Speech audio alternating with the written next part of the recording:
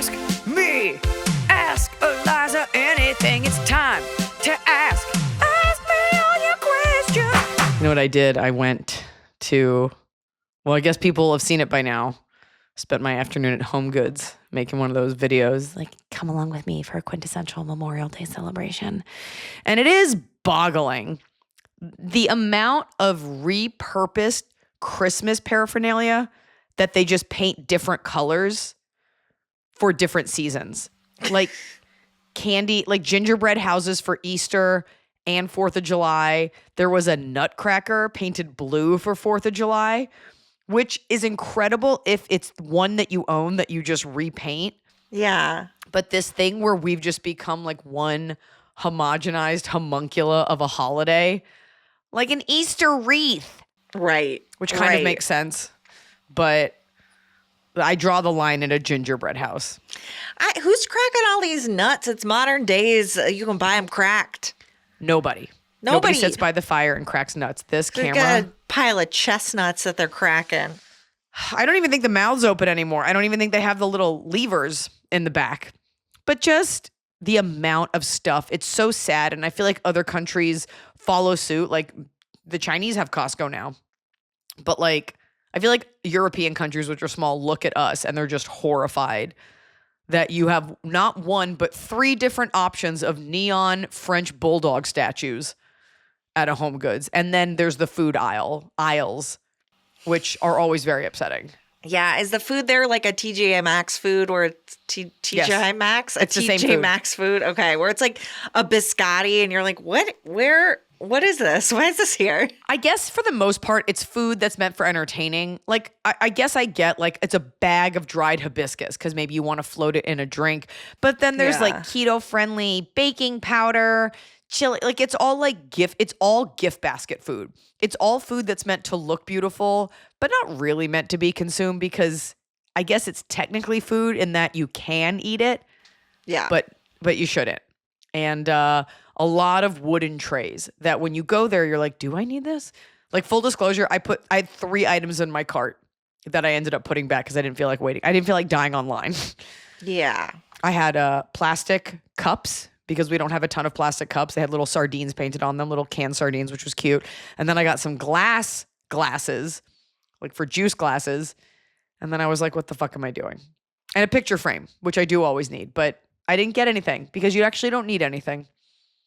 Certainly not a flamingo watermelon side-eye glance themed margarita tray upheld by a sea turtle with a shell for a back pulled from the sea atop a strawberry themed pitcher of a vanilla candle.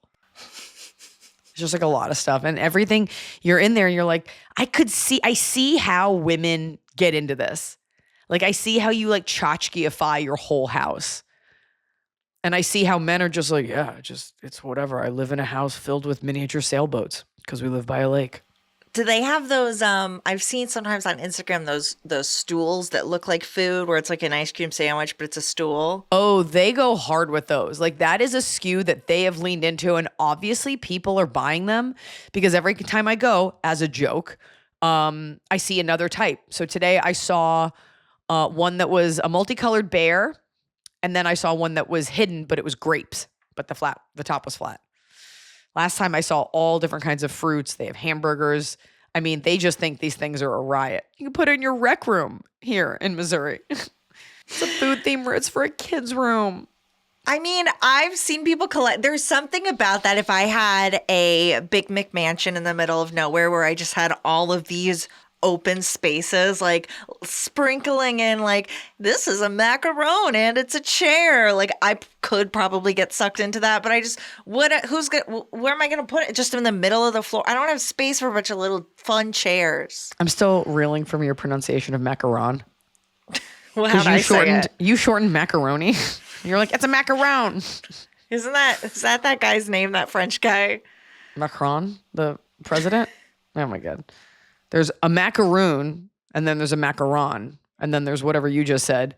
There is a woman on Instagram I saw And her, like, she was like, how do I, like, she has an apartment, so not a lot of room. And she was like, here's how I style my stools. And she found places for every single one of those stools. She's got like a donut corner, a fruit corner, the cookie corner. And it's not great looking, but it's not as bad looking as I would imagine. There is something fun about it, but it is like, if I went to someone's house, I'd be like, oh, do I need to have it? No.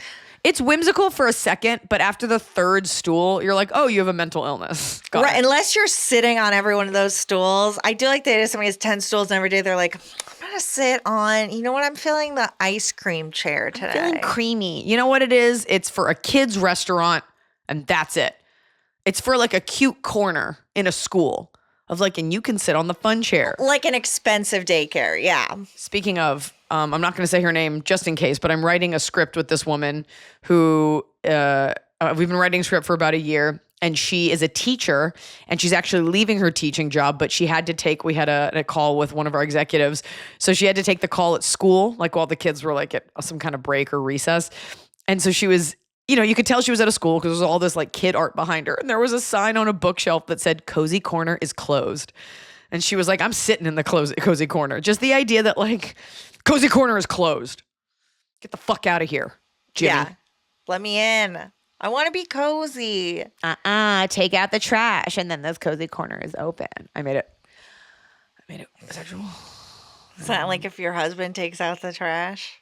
Yeah, it's a corner at the corner of leg and leg. Have you seen the movie, I'm sorry, Geely with Jennifer Lopez and Ben Affleck? Oh, it's a good thing that you specified the Geely with Jennifer Lopez, Geely. lest we think it was the made-for-TV Geely. Classically, famously, there's a scene where they're like talking about Thanksgiving dinner and she spreads her legs and goes, gobble, gobble. That's so awful. And the fact that more people don't know that. This camera just keeps drifting. It has a button where you can lock it, Okay, and well, I need you to press that. Tell me Look what at that it. button is. Is there a button on there with a lock on it? I don't know what that means, Emily. Is this it? Okay. I want to start with a question from our Patreon because while it's something that we've circled around and discussed, I think it's a good idea to revisit it now. Many of your fans came here from your stand-up, from seeing you live. You provide a live experience. Let's talk about those live shows because someone wrote in and said, I have VIP meet and greet tickets for your next show in Dallas. What's the meet and greet vibe? How long do we have? What are some do's and don'ts? I think I answered that one.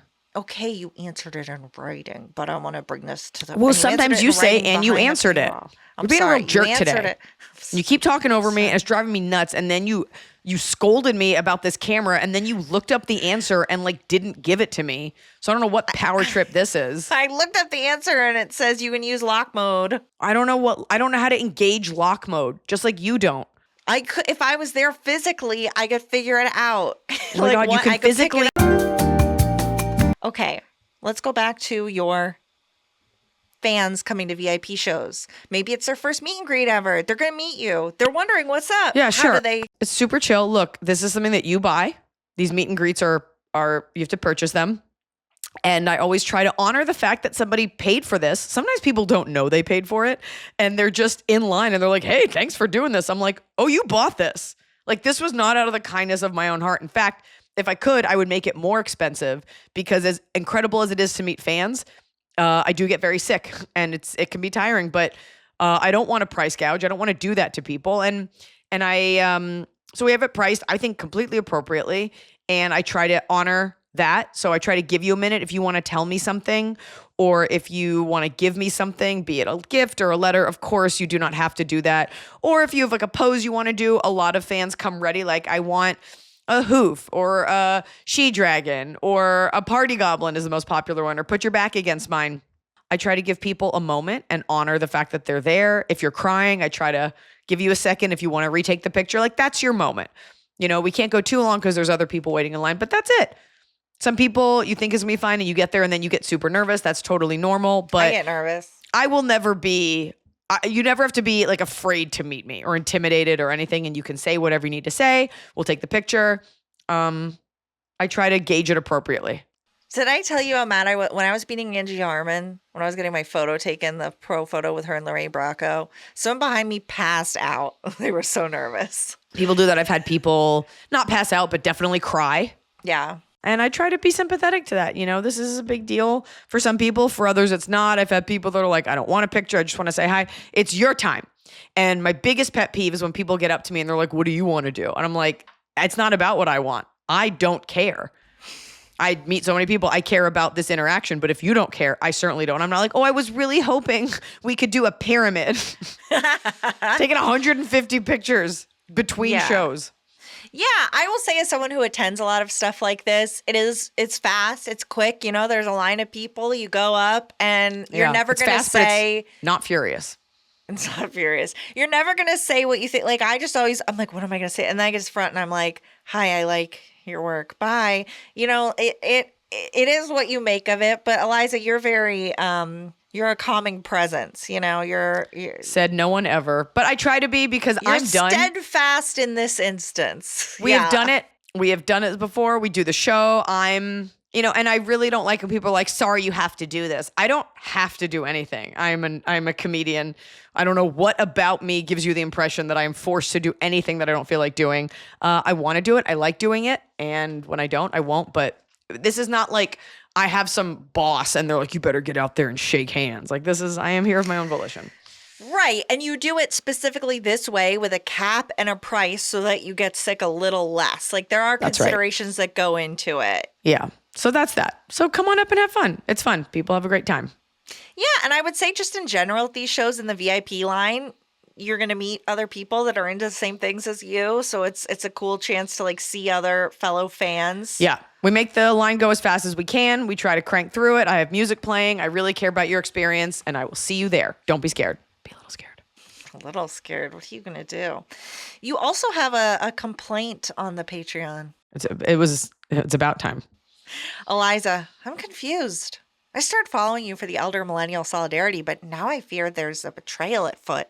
Uh-oh. Slouch socks, really? We are the no-show sock generation, and yet here you are, channeling your inner 80s jazzercise instructor meets retro Hooter server. Is this fashion revival real? Am I supposed to switch out my sock drawer? Now, you showed off your slouch socks. I believe, a Patreon. Oh, you've got them out again. Yeah. This is your new thing. I think you showed them off in a Patreon exclusive as well. I don't keep my ear to the ground for every trend because then you look like a grandma in like low-rise jeans. But I think at 42, while I still have some sense of coolness and sexuality and pop culture in me, I'm going to do the trends that appeal to me. There are plenty that don't. Socks are not something that I feel I need to cling to for my identity. I happen to like the slouch sock. I think it looks cool to wear with like a longer pair of workout shorts and a sweatshirt. It's very Princess Diana. And if anything, we are returning to the look that was rightfully ours, being that we grew up in the 90s. So Gen Z are the interlopers appropriating from a past generation, and we deserve full access to every trend we've been privy to by virtue of the fact that we were on the planet for it during that time. However, save those no-show socks, say that 6 times fast, because they will be back in soon and you don't want to have thrown them all out because you bought a 12-pack of Hanes off of Amazon. Keep them and use them next year. I don't like a no-show sock. I think I only have one pair, but I need more coverage. You need more leg coverage? Yeah. Need more ankle coverage. All right. Noah always makes a joke about like men wearing them. Like, you think I have no socks on, but joke's on you. I'm wearing little booties. Like, what are we trying to... Is the idea that socks are so ugly? I mean, I would also argue that, like, socks showing have been around since the 70s when you could wear high ones. And then hipsters, you know, like, we all wore, like, skateboarder, like, socks, like, with the athletic stripes around them. And it's always been kind of cool to, like, see the top of your cool socks. So I think we're in a place right now where anything goes because everything is on fire. So it's like, yeah, just fucking wear whatever. I always wonder, like, what would be so weird and out of fashion that people would be like, no, there's something wrong with you. Like, I was watching Cheers last night and I was looking at Diane's hair and I'm like, there's probably some overgrown hipster who could get away with that in like Brooklyn or Echo Park, but it's still weird. You would still be like, something's weird with that. The hair from that show, and I've seen not an episode, not a single one. It's great. But Kirstie Alley's hair was always I'm not there yet. Always on point. I'm not there yet. She's not in the show yet. Okay, I'm sorry. But yeah, she was beautiful. Stunning. We have a follow-up from our friend Suzanne, the high schooler. Oh, Now, if you wrote recall, back. Suzanne wrote back. You want to give Now, a recap? Yes. So the situation was she is someone that people trust with their secrets. She is in high school. She has a male friend, H, who has just entered college. H is secretly sleeping with A, who is a new friend. A confided this to our question asker, and our question asker is like, H would be really mad if he knew that I knew this. So do I tell him? And we're like, no, don't get involved. But also, what's H's deal? Why does he want it to be a secret? Why is he so weird? We were and still are, no matter what she says. I'm like, he's sleeping with someone who's legally underage, and that's what the big deal is. So let's hear her answer. Suzanne says, H has been leading A on for 2 years, which I knew. Now, this is your good friend, Suzanne. Nope. H. Okay. Being manipulative, all that stuff. But now all of a sudden he's decided she's the girl of his dreams and she wants to go out with him too. So we're all just waiting until he asks. They're both fucked and probably perfect for each other. But would I be complicit in and morally responsible for his lying and manipulation if I didn't tell her about the other 2 girls she doesn't know about? He's still with one of them as far as I know. Thank you. You are my lifeline and my comfort and my eternal big sister. So I just need to say, Iliza, Suzanne was really selling H last time. He's her good friend, but he just wouldn't want her to know. Now she's going, he doesn't want anyone to know we're sleeping together because he's sleeping with 2 other girls. H, by the sucks. Way, Suzanne. You are one of those girls. That's what you don't want to tell us. I bet you are one of those girls. Not. Suzanne, no. H is a bad man. Yes. But let's say, for a second, you're not one of those girls. Women who hold male relationships over female relationships always get screwed in the end. Now, you are not actually friends with her. You are friends with him. They're new friends. Yeah. So you're not friends with her. You're friends with him, and you are wanting to be the girl in his life. That's what this is. Maybe not date him. You love being the best friend to a boy who's probably very handsome, kind of a piece of shit. You love holding his secrets. You love being like his little pet. It's not good for girls to betray other girls. This girl seems like an idiot, but that's what young girls do. That's what all women do. People get led on. She really loves him. I think it actually doesn't matter. Karmically, it would be good for you to be like, by the way, here's what I know. If he gets mad at you, like you betrayed me, be like, you're a piece of shit. You can say those things to men. It is a very guy thing for him to hold that over you. Like, I can't believe you betrayed me. But you don't want to be in the middle of this. You don't. So if you care about her, let her know. Or you can say to him, like, dude, I don't want any part of this. And you're making me party to it because you're making me hang out with her and I am actively keeping a secret. He doesn't care about your feelings because if he did, he would not ask you to hold this for him. And you kind of don't care about this girl, but the whole thing is bothering you and now you're complicit. So I say blow it up. Either way, it doesn't matter because this guy is not a quality person and she's irrelevant. Right. You're saying like, oh, they're perfect. Like they should be together. Like he's just been waiting to ask her. But no, there is no waiting. He's a scum. By the way, he's just a young guy. There is no waiting. And you will learn this as you get older. And every woman knows this, but doesn't listen to it. If he wanted to, he would. Okay. My husband, when we met, would be cooking himself dinner. And if I texted him at 11 at night, like, hey, do you want to go out? He would just throw that dinner in the garbage and he would come and meet me and act like he was totally free. If he wanted to, he would. So what he's hoping to do is have sex with all these people and then hang out with her when he's like bored and done. Just move away from this. It's garbage. Yeah. Sorry, Suzanne. Don't write back unless you did what we said. You can write back. But tell your friends to listen. Tell those other high schoolers. Because remember, we are big sister. We are big sister. Business hugs. How do I get out of hugging people in professional settings? It happens all the time. After some point of knowing each other through enough meetings and getting along fine, next time around, both men and women have stopped waving or handshaking and have switched to opening their arms to go in for a hug. I am a low touch kind of friend in person and only touch those I'm very close with. probably a whole other thing to unpack, but with the professional peer pressure to not call attention to the situation, I typically just give a weak, one-armed, loose hug and go on with the meeting. I hate doing it, but it's a pretty normal thing in my city, San Antonio. The hugging city. Yeah. Remember the hug. What is a way to say, I hate hugging you, please stop professionally? I want to keep the relationships friendly without making myself out to be a weirdo or killing the camaraderie they think we have to always hug me on sight. Is there something funny I can say to get my point across? I'm not a hugger. Sincerely, don't hug me. It's so tough because we have like learned nothing from COVID. And especially, I always thought it was like a California thing. Like, yeah, let's hug. And it's weird that some people read body language. I literally had a male comic hug me who I don't know the other day. He's like, what's up? And I was like, oh, are we hugging? And like, there was no radar on him that was like, I'll back up.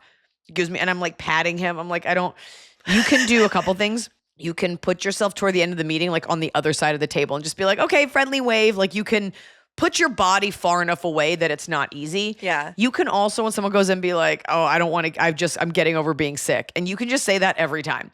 Yeah. You could just say that I'm getting over being sick. I don't want you. Oh, I'm not feeling great. No one will ever challenge you on it. No one's gonna be like, come on, seal the deal. Because you're not Larry David. You can't be like, I'm not hugging anymore. Like, I get it. But once you put up a boundary, eventually they'll stop. But I have sometimes put off body language that shows like I'm not going in. And then you've got to hold your ground while they like kind of recoil. I sometimes I think people get off of me that I'm not a hugger and I'm not really, but sometimes when good friends are just like, yeah, you're not really a hugger, I'm like very offended by that. I'm like, well, you could hug me, but no, I'm not going to initiate a hug. I almost never hug Jody. Like there's certain friends you do hug, certain friends you don't hug. It's almost like the better the friend, the less you hug. I think it's also okay to just be like, I don't really like hugging. Especially like just that. I don't really want to. The one-armed. Don't fist bump. It's for idiots. No, fist bump, buddy.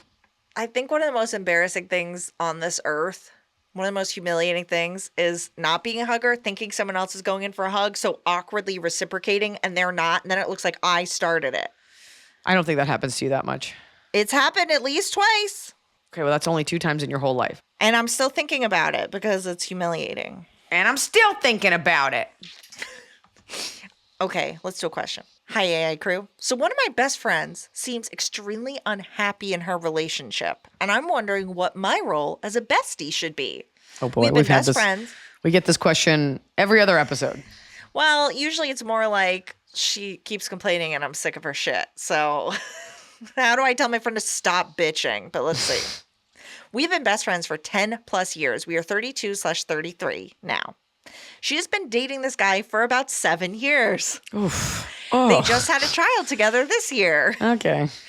Ever since the beginning of the relationship, my friend just constantly complains about him and gets more angry each year. He's not a horrible person or anything, which is different than most of our questions. Usually it's like, this man's abusive, but they still love each other. It just doesn't seem like they're a good match. Whenever we talk or hang out, she'll literally be yelling about all the things he does that piss her off, and it's more than average venting about your partner. Another friend from our group tried to say something to her about a few years ago, and it almost ended a 20-year friendship. If you try to bring him up to her at all, she gets extremely defensive, but I have never heard her say a nice thing about the guy. Remember, this is for 7 years.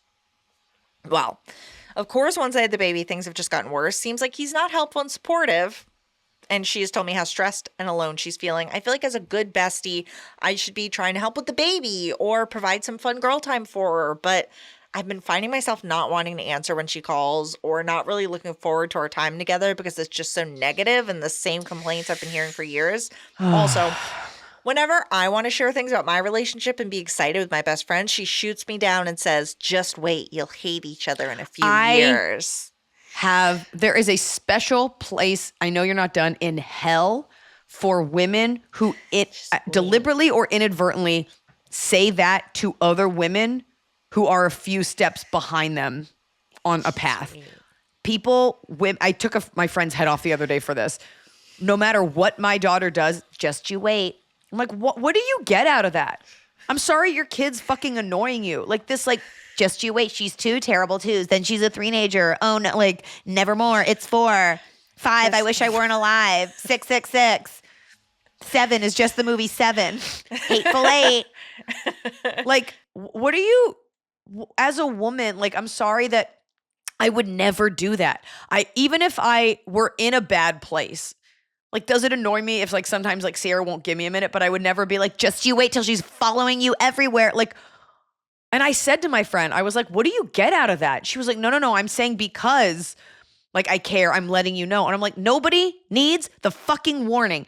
Even if that is exactly what is going to happen, no one's going to heed that warning. It's a weird quality that women have. And she's obviously projecting on you because plenty of people are married and do not hate each other. So she's in her own hell. I just have to put that out there for moms. Do not do that to other women. Nobody wants to hear about that, ever. I feel like this is not dissimilar from the annoyance of like someone asking how old your pet is to be like, oh, they're old. Do you know what I mean? Here it Like, where it's like, comes. what are we, okay, yes, correct. They're going to die. What do you want? Like, I'm sure a few years away from menopause, but no matter how much women warn me, I can't process that right now. Are you not listening to Naomi Watts' information about menopause, Iliza? No, you were listening to her anyway, and you'll listen to her read a phone book. You don't care what she's talking about. I'm just saying, like, as women, it's very hard for us as human beings. This is why young people do stupid things, because if we listened to older people who knew, then it would be easier. But this, like, just you wait. I'm like, cool. What do you get out of that? Other than, like, projecting your own shit? Especially if you're happy, you're like, oh, I'm really excited. I'm going out with this guy. Well, just you wait it, but he's a bitch. Okay, end of the question. What is the best thing you can do for someone like this?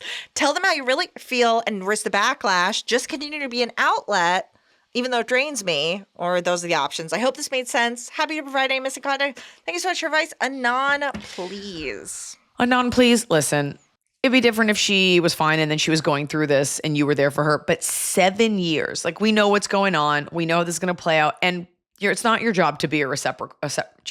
It's not your job to be a receptacle and to just feel this negativity. And it isn't as if she vents and then she's like, okay, well, tell me about you, you know? So she's in her own, and we've gotten a lot of questions like this. She's in her own private hell, her own personal hell.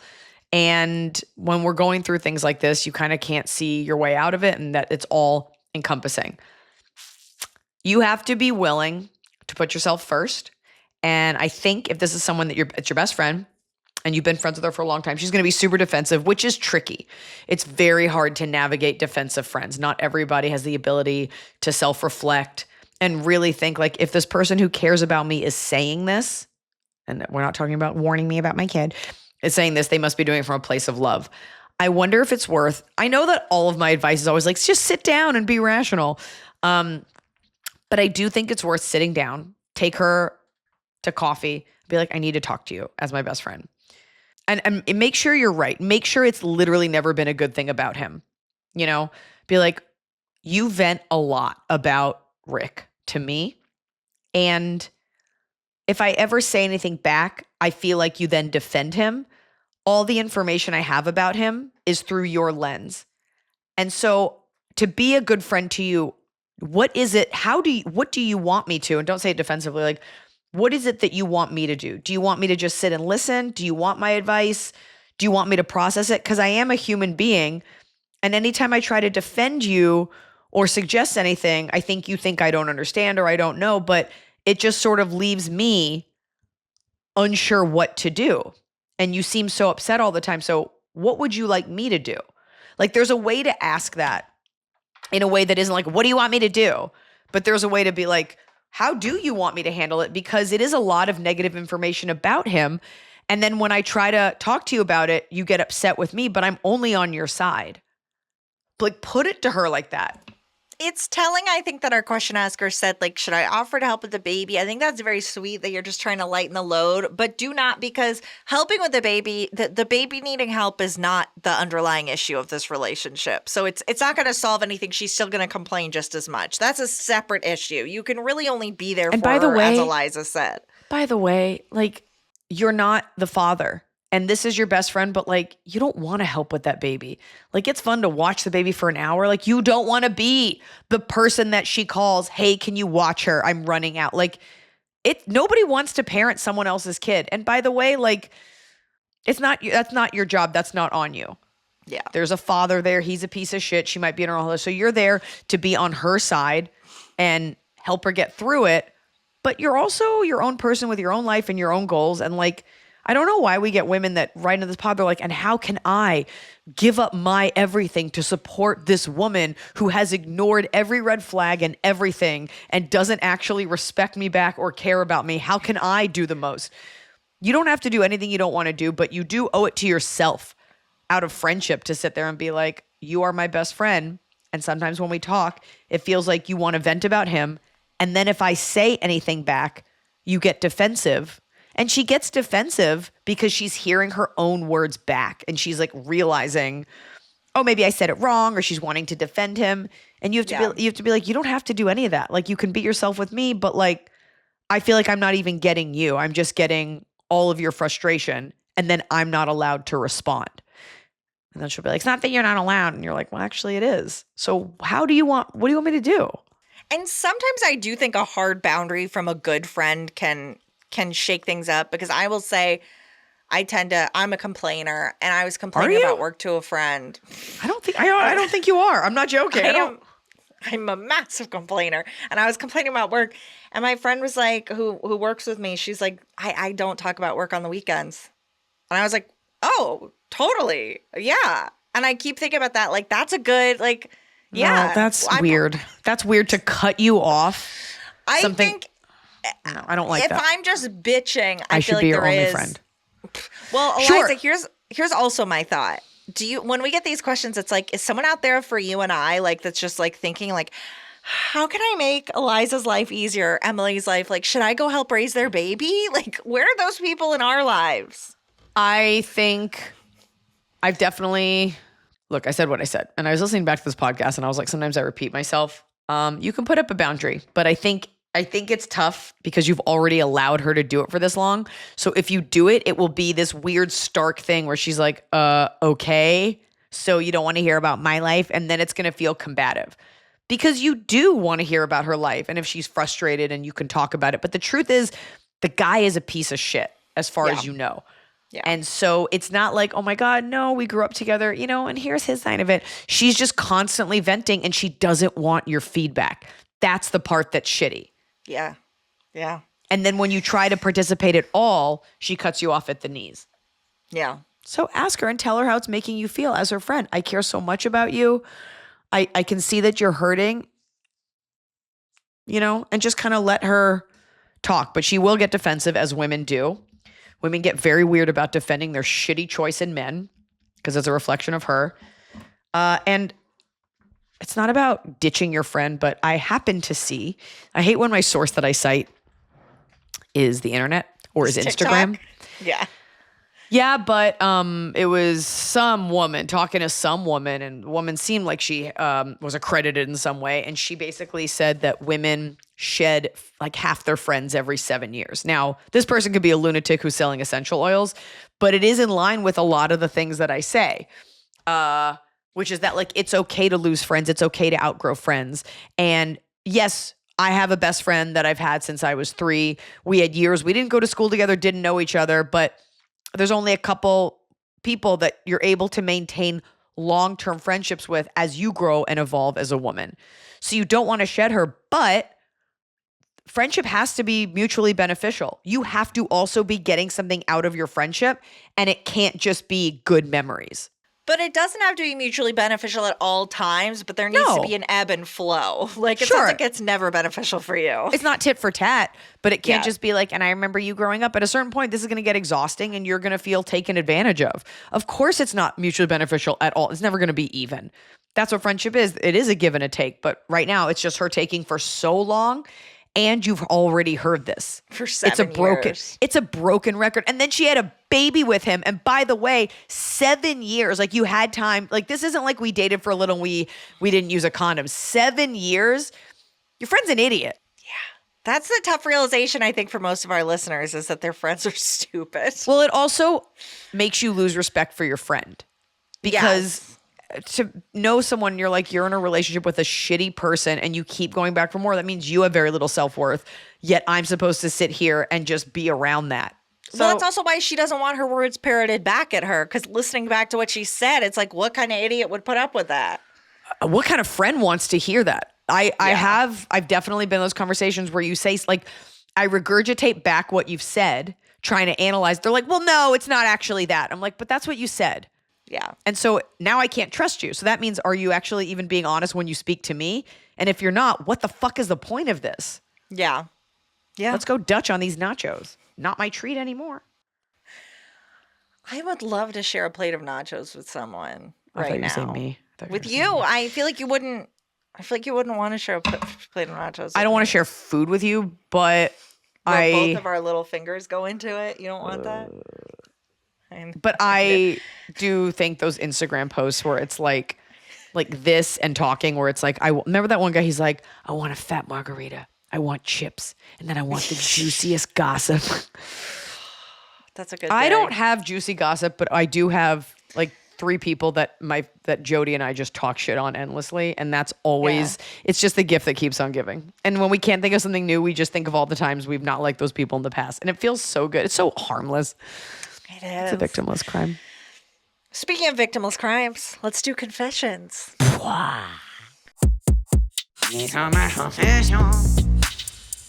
This one is good because it's different and it's not a body fluid, but we still like body fluids. Okay. Iliza, Emily, you wanted more confessions? Here you go. Yes, we do. Send them in. Okay. Because I have recommendations for this person when we get through their confession. I have a throwaway Reddit account that I sometimes post my favorite NSFW photos to. Do you know what that is? Not safe for work. Yeah. Just I like don't this add podcast. them. I don't add them. It is marked explicit. Our podcast. Parental advisory issued. I don't add them to any specific subreddit, but I comment and interact with lots of garden subreddits. So if anyone clicks my profile, they get a mix of florals and flashing. Cheers. Okay, this is so funny to me because this person is Wait, what just happened? What? That was it? She's posting naked photos of herself to her Reddit profile. Can you do that? So, yes. But here's the thing. She's not posting them to subreddit. So she's not going to like not safe for work subreddit and saying, look at me, or like Big Bazonga's subreddit and saying, look at me. She's just quietly putting them on her own account. That's the thrill. Yeah. And on Reddit, a lot of the time, what people will do is if they either hate you or like you, if they see your comment and they're in, like, what's this person's deal? They will go look at your post history. So they'll go to your profile and look at what you've posted. So that's when they're so she's not putting them out there. She's like, hi, if you go like, oh, she had such insights on rose bushes. Let me go see what else she's Let me commented. go see her rose bush. And then you see her rose bush. That's like, to me, a perfect confession because it's like so specific. Do you know what I mean? You know what I like about it? It's empowering because you're doing it for you. Yeah. You're like a micro flasher. Next step, put it out into one of the subreddits. There are subreddits for everything. No, why does she have to take it to the next level? She doesn't have to, but why can't she be a simmering pot of sexuality, just happy on her own lily pad on her Reddit page? Should you come by for tea? Okay, and now we have a really wild confession. Not wild, but it's just like, wow, thank you for sharing this. Hi, Eliza and Emily. Now that I've finally discovered the AIA podcast, I've been binging it like crazy and keep thinking I've got to send in my confession. Let me set the scene. I am a 35-year-old female whose biological father was a real piece of shit. I'm talking drug addict, in and out of jail my whole life, witnessed him beat a dog with a frying pan, molested my half-sister, kind of shit. So, I finally grew a backbone in grad school, cut him out of my life, 2013-ish.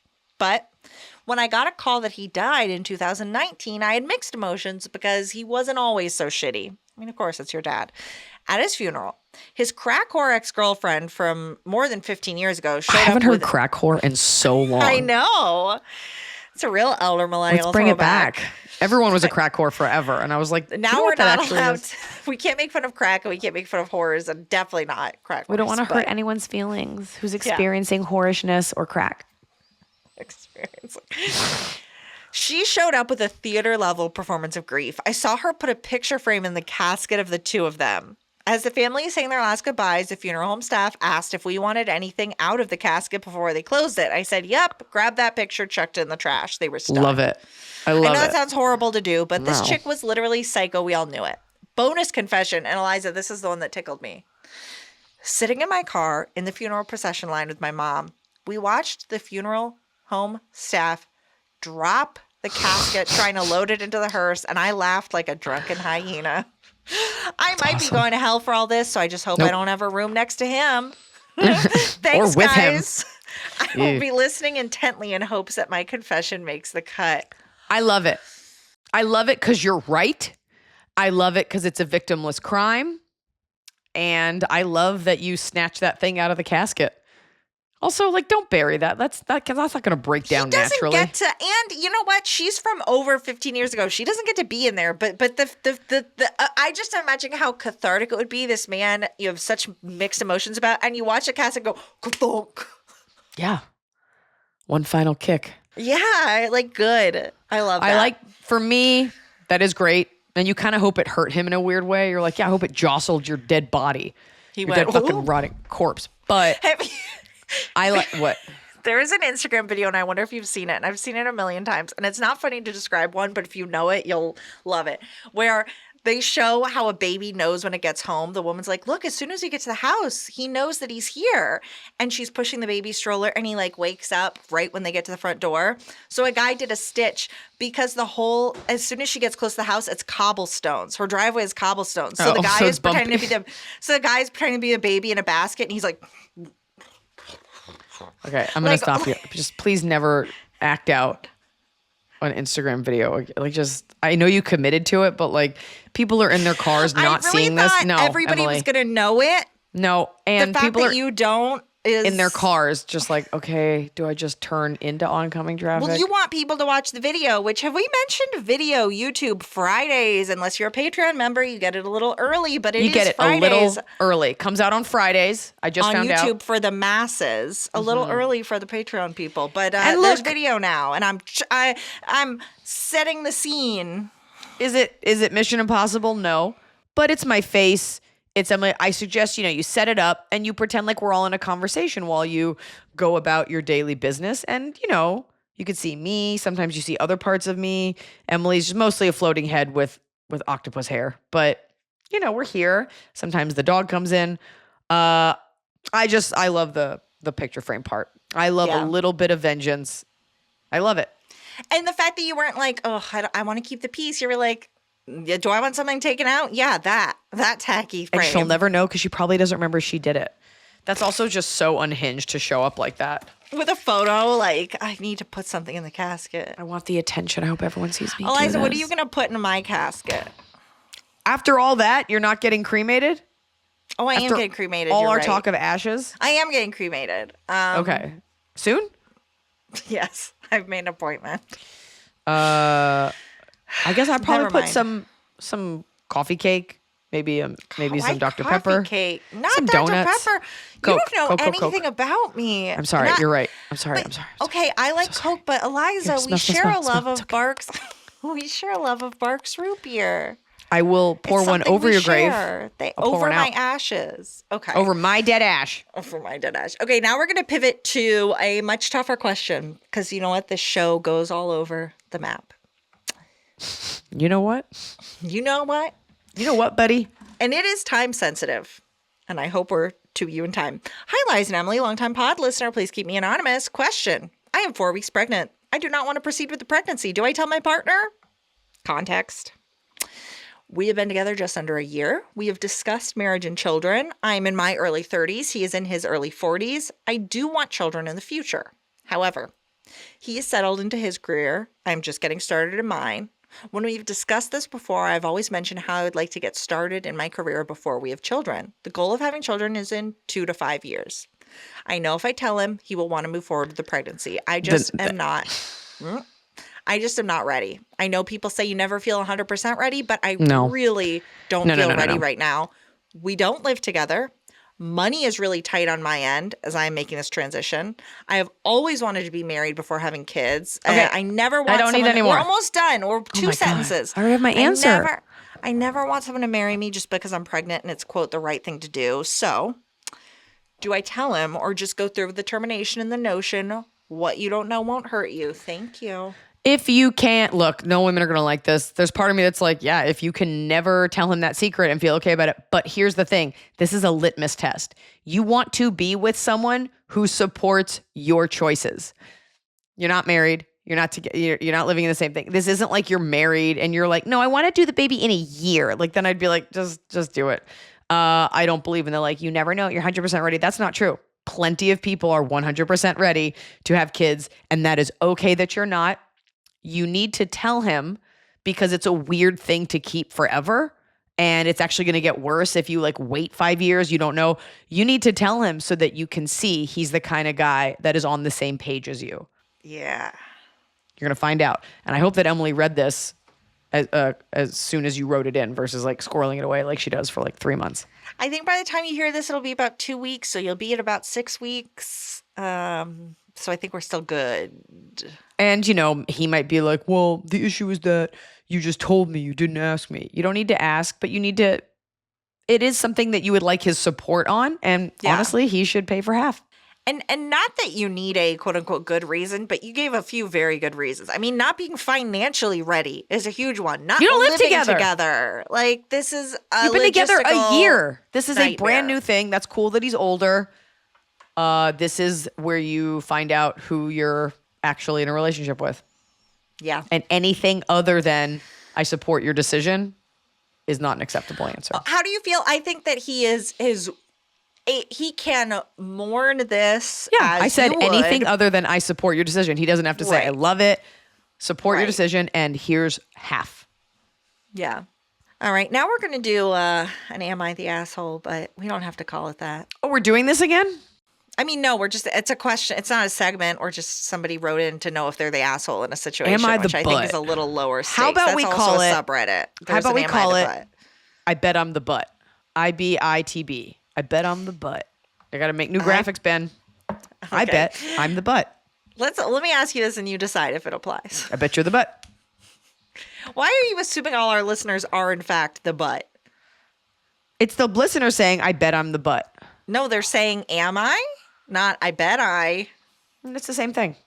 No, it's not. As It a still leaves room- linguistics lover. It still leaves room for doubt. It leaves room for doubt. You know what? Let's see. As a fun night out, I convinced 3 friends to join me for an all-male review show. Before it could be a very silly night out with the girls, something ridiculous happened. For context, I am the hinge friend in this situation, bringing 3 random friends together who have never met before. That is a big swing for 3 random friends. Yeah. Let's go look at these dicks. Yeah. Girls. One friend, Jenny, insisted on having her husband drive us all downtown to the show after we met for pre-show drinks. That's cool. We piled into the sedan with 3 of us girls in the back seat, husband and wife in the front. When we found street parking, 2 of us started to get out of the vehicle on the sidewalk side. When all of a sudden I heard a very close by crunch. Oh, the car door.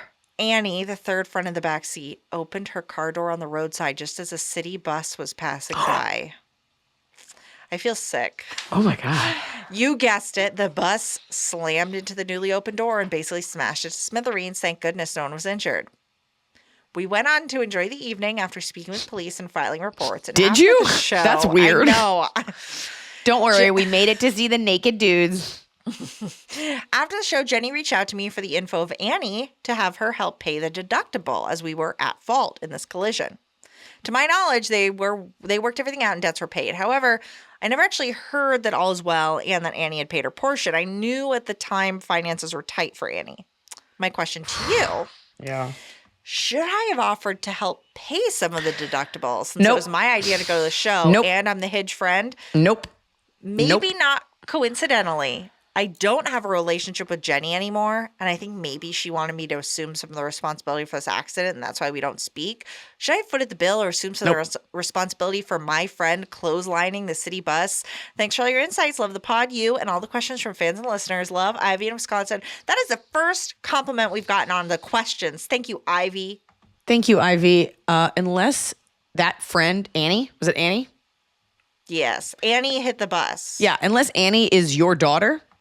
You are not responsible for her. Or your because husband. That could have been anybody. No, Jenny's the one with the husband. That could have been anybody who opened that door. She's an adult. She made a mistake. She did a dumb thing by not looking. We all know how to exit a car. Yeah. The fact that you brought her is irrelevant. We're all responsible for ourselves. Yeah. Jenny, it's annoying because, I'm assuming they worked it out. If they worked it out, that's even weirder that Jenny is being weird to you. But Yeah. I don't know what to like. No, it's not on you. Why would that be your responsibility? Are you your sister's keeper? Are you responsible for everything else she does? That's crazy. We all agreed to go with free will. I could understand Jenny not wanting to have her over, but no. In no way are you responsible for this. It would be one thing if you brought the friend along. The friend was awful. She threw up in the back seat. You're like, I feel so bad. I guess I could help you clean this up. But like, she opened that door. Yeah. Actually, I don't even know if that example works. What one adult does is no reflection of you. No, and I think Jenny, if she could have come to you if she felt like you should have been involved, and she didn't. So if she let the friendship die, that's not on you. Yeah, she probably just feels weird. Maybe she doesn't like that you're friends with someone that dumb. I don't know, but you're not the asshole. Jenny's the asshole. And Annie for not understanding how cities work. Annie, are you okay? It is. You see it all the time in LA where people are like fully lobotomized and driving. They just throw their Mercedes doors open and you're like, do other people just not exist to you? Just throwing car doors open on a busy street. You all deserve to get your doors lobbed off. Lopped off? Lopped. Lopped. Lobbing would be throwing it. Yeah. All right. Well, I think it's time for Top of the Cob. I beat you to it. It is. Gotcha. It's the top of the cob. We're doing it right every day. You just take a bite, top of the cob. My bottom of the cob is when you get fruit and it's not flavorful. Specifically, Noah goes to the farmer's market every Sunday because he's a chef and he gets like all of his things. And there's nice berry stands, not Harry's berries. There's other nice berry stands, but you wait in line and you get, the first berries of the season, whatever. And it's expensive. It's not the most expensive thing, but these are California grows incredible fruit. And it's just a bummer to get a batch of berries and to get them home and they aren't great. Now, a farmer can't tell. You could eat one that's good and the rest aren't, but like to get a thing of watery strawberries that like don't really have a flavor and you're like, cool. These were like $20 or however much strawberries cost. It's just kind of a bummer because it was like a premium for something great and it was just. You can't do that about strawberries, Iliza. When the Arrested Development, the very classic meme, how much could bananas cost? $10? Like, you can't do, how much could a strawberry cost? $20? Yes, I can, because the joke's already been done. Also in 30 Rock, where he's like, what's a gallon of milk? No, not the joke. I just mean. $50? What's a gallon of milk? $50? $100? I did it. Nobody, who cares? That's true. This is an honest thing. I do think like a bushel of them, yeah. Fresh strawberries, like organic, fresh, locally grown, it's always going to be more expensive. It's not out of touch. I'm sorry you get all your fruit at 7-Eleven. 7-Eleven wouldn't sell me fruit, would they? Not to you. Not without a card. Not without ID. All right, that's my bottom. Our fan bottom got a lot of By the way, any fruit. Getting any fruit home and you're like, that wasn't flavorful. I went and got it. This is bullshit. But there's no way to guarantee. Especially when you eat one that's really good. That's what I'm saying. And there's like the several others, duds. You're like, I guess I'll put it in a shake. It was a trick. Okay, our fan bottom got a lot of responses. People were really feeling this one. Why does it take so long for regular nail polish to dry? I've had reactions with gel, so now I just manicure at home, and it takes so much longer than I remember from when I was in my 20s. I end up with one smudged nail, always. And people are replying like, I know you feel. You think you've waited long enough? Nope, always. Instant smudge. Yes, this always happens. I always have to go to the bathroom when they're drying. And then someone said sometimes spraying your nails with Pam and then soaking them in ice water helps speed up the process. The ice water I could see. The Pam, I don't know. It's almost as if we shouldn't be shellacking our fingernails with plastic and chemicals just to make it look like our hands are blue. Our hands are blue. It never dries. It always smudges. It's always an issue. It takes so long. And I don't know why science hasn't caught up to be like, it's instant drying nail polish because it will instantly dry if it falls on your carpet. Yeah. Instantly. Yeah. My bottom of the cob, wall anchors. I think they're made up and I think they suck and I don't want to put them in. If the thing is light, I don't need to put in an anchor. I'm just drilling right into the wall. This is light. This is a pound. I'm not going to put a dumbbell on here. I'm not putting in wall anchors first. Well, I'm not building an arc. It's hard. They're hard to measure, and I agree. When I see them attached to the thing I buy, I'm like, well, I guess this isn't going up ever. Right. Like, great. Yeah. No, I'm just putting it in directly in the wall, and we'll see when it all falls I'm just going to tape it up. I'm just going to lean it against this dresser. Yeah, exactly. It'll be a leaning frame. Top of the cob. Top of the cob. Doing it right. twice. Twice? I don't know why I said twice. My top is the mirror in which I do my makeup in my bathroom. I had like beautiful lighting put in. I painted the bathroom a lovely color. I made it very feminine. I have this lovely like vanity area. The lighting is so bad in my bathroom that I always look ugly, but I always do my makeup the same. And so I guess the top is leaving the bathroom to go into the hallway mirror and every time being like, yeah, she's a pretty girl. But like knowing like just having the wherewithal to know like, oh God, and not let it be like, God, you're so ugly. Look at your pores. Look at those zits. Look at your fine lines. And then I get out into like normal light in the daylight. Yeah. You're like, yep, not so bad. So starting from a place of knowing it can only get better. It's kind of a nice reveal every time I get ready. Yeah. Yeah, I beat myself. Yeah. And this fan top, you're going to really align with Iliza. This is not a recent epiphany for myself, but that moment in your life when you realize you'd rather have and enjoy experiences and not collect or acquire stuff or excess things, knickknacks, home decor, clothing, etc. And you slowly purge the junk and start to train yourself to shop smarter and only when necessary. Yes, sister. Snap, snap, snap. It's true. It's annoying to hear people say, I like experiences over things because you're like, well, I kind of want some things. But when you realize how much stuff, like if you've lived a life, like you probably already own it. Yeah. The worst is when you go to your drawer and you realize you have 5 of something that like over the years you just keep reordering, like a Tide pen. Oh, yeah, and you can't find it, so you order more, and then, okay. It's awful.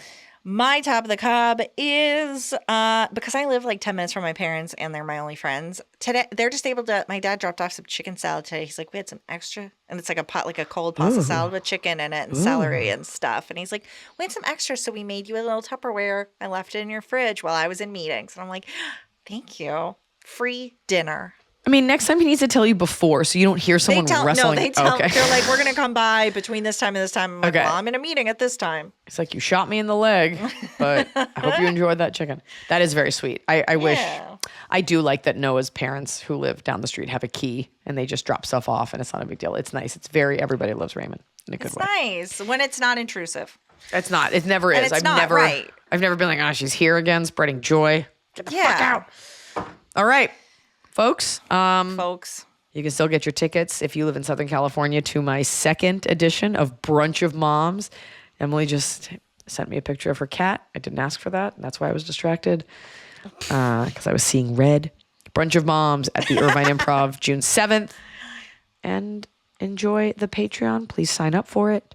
And now I'm going to say the word coconut without any vowels. Here we go.